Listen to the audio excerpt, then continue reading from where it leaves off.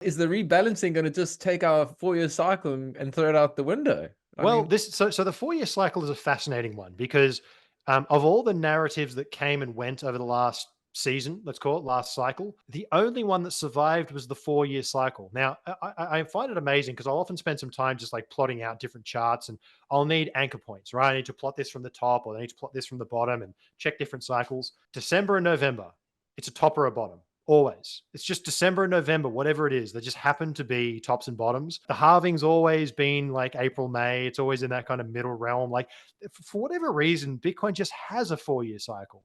And it depends who you ask, right? Some analysts will be like, yes, they print money and they do M2 grows and blah, blah, blah on the 4-year cycle. Others will say, no, it's the halving, it's the supply. And it's like, well, in many ways, let's go back to my 2019 example.